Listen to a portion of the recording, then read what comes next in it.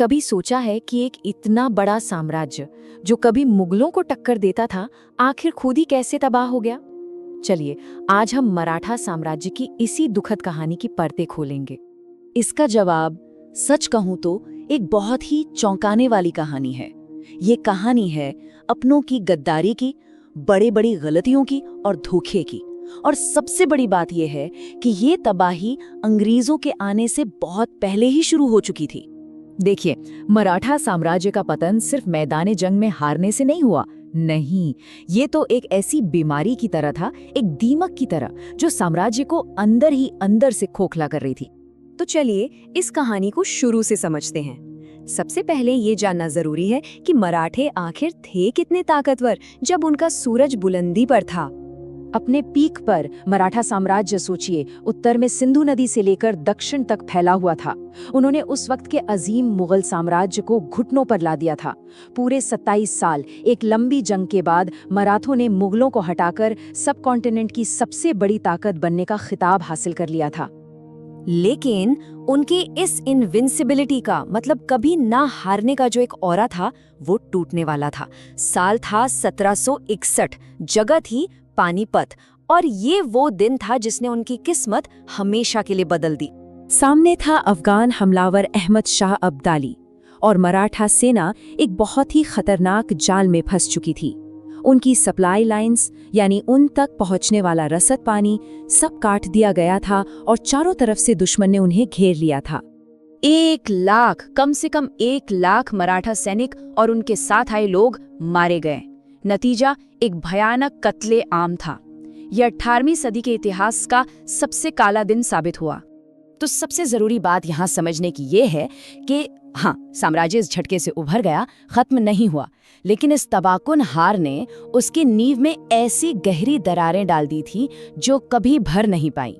और अब आगे देखते हैं कि ये दरारें कैसे और बड़ी होती चली गईं। इन्हीं दरारों से साम्राज्य की सबसे बड़ी कमजोरी सामने आई, उनकी अपनी आपसी फूट।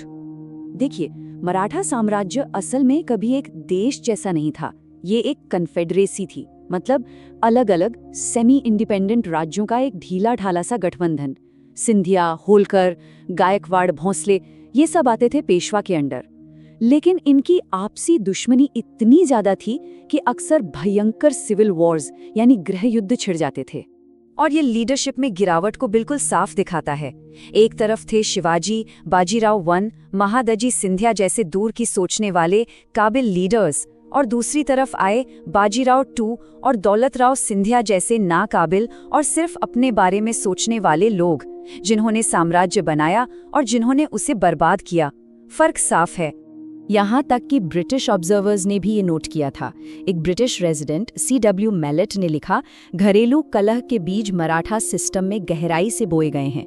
मतलब उनका पूरा पॉलिटिकल स्ट्रक्चर ही ऐसा था जिसमें लड़ाई झगड़ा होना तय था। वो हमेशा टूटने की कगार पर रहता था।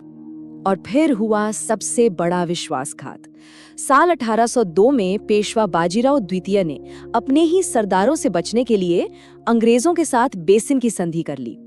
एक तरह से उसने मराठा आजादी का सौदा कर लिया, सिर्फ अपनी जान बचाने के लिए। एक नालायक लीडर के इस एक कदम ने अंग्रेजों को सीधे मराठा मामलों में दाखिल होने का न्योता दे दिया, और यहीं से शुरू हुई सेकेंड एंग्लो मराठा वॉर की जमीन। तो मराठे तो आपस में ही लड़ रहे थे, और इस बेहतरीन मौके का फायदा उठाया एक बहुत ही ऑर्गेनाइज्ड और चालाक दुश्मन ने, ब्रिटिश ईस्ट इंडिया कंपनी। अब ये जो कंपैरिजन है, ये बहुत कुछ साफ कर देता है। एक तरफ मराठे थे जिनकी डिप्लोमेसी बिल्कुल बिखरी हुई थी, सरदार एक दूसरे के खिलाफ थे। दूसरी तरफ ब्रिटिश, जो दोस्त बनाने और दुश्मन को अकेला करने में माहिर थे। मराठों के पास अपने दुश्मन की कोई खास जानकारी नहीं थी, जबकि अंग्रेजों का स्पाई सिस्टम कमाल का था। उन्हें मराठों की हर कमजोरी पता थी। फिर आती है मिलिट्री। मराठों के पास पुराने हथियार, बटी हुई कमान और गद्दार लोग। ब्रिटिश के पास बेहतर तोपें, डिसिप्लिन्ड फौज और अच्छी लीडरशिप। और सबसे बड़ा फर्क आउटलुक का। मराठे अभी भी पुरानी सोच में जी रहे थे, जबकि ब्रिटिश रेनेसा और मॉडर्न साइंस के प्रिंसिपल से आगे बढ़ रहे थे। और बेसिन की संधि उनकी इसी चालाक डिप्लोमेसी का एक परफेक्ट एग्जाम्पल थी, जिसे कहते थे सब्सिडियरी अलायंस। इसमें होता ये था कि एक हिंदुस्तानी राजा को अपने ही इलाके में ब्रिटिश फौज रखने पर मजबूर किया जाता। उसके खर्चे के लिए अपनी जमीन देनी पड़ती और बदले में उसकी आज़ादी छिन जाती थी। ये अंग्रेजों का धीरे धीरे लेकिन आखिर में पूरा कब्जा करने का मास्टर प्लान था। इसके अलावा मराठों ने मिलिट्री फ्रंट पर भी बड़ी गलतियां की। उन्होंने अपना ट्रेडिशनल गुरिल्ला वॉरफेयर यानी छापामार युद्ध छोड़ दिया। यही तो उनकी ताकत थी मुगलों के खिलाफ। उन्होंने मॉडर्न तोपों और आर्टिलरी के इम्पोर्टेंस को नज़रअंदाज किया। विदेशी किराए के सैनिकों पर भरोसा किया, जिनकी वफादारी हमेशा शक के घेरे में थी। और सबसे बड़ी बात, वो दुनिया भर में हो रही साइंटिफिक और मिलिट्री तरक्की से कदम मिला के चलने में फेल हो गए। तो नींव कमजोर थी और दुश्मन चालाक। ऐसे में मराठा साम्राज्य का जो आखिरी पतन हुआ वो बहुत तेजी से हुआ। ये सब हुआ 3 एंग्लो मराठा वॉर्स में। पहली वॉर 1775 से टीटी लगभग बराबरी पर छूटी, लेकिन ब्रिटिश असर बढ़ गया। दूसरी वॉर 1803 से 1805 जो बेसन की संधि के बाद हुई, उसमें मराठों को अपनी बहुत सी जमीन गंवानी पड़ी।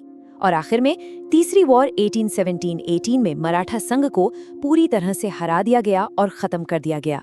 ये 3 जंग उस कहानी के आखिरी खूनी पन्ने थे जिसकी शुरुआत मराठों ने खुद ही की थी। 1818 तक आते आते मराठाओं का सपना पूरी तरह टूट चुका था और पूरे हिंदुस्तान पर ब्रिटिश हुकूमत का परचम लहरा रहा था। जो ताकत कभी पूरे सबकॉन्टिनेंट पे राज करती थी, वो अब बस हारे हुए छोटे छोटे राज्यों का एक झुंड बनकर रह गई थी, अपने नए ब्रिटिश मालिक के नीचे। तो आखिर में बात साफ है। जैसा कि कहा जाता है, अंग्रेजों ने एक विभाजित घर पर हमला किया जो पहले ही धक्के में गिर गया। उन्हें किसी बेहतर दुश्मन ने नहीं हराया, वो तो अपनी ही नाकाबिलियत, अपनों की गद्दारी और आपसी फूट की वजह से अंदर से ही खत्म हो गए। ये कहानी एक बहुत बड़ा सवाल छोड़ जाती है। अगर मराठे आपस में ना लड़कर एकजुट रहते, तो क्या आज हिंदुस्तान का इतिहास कुछ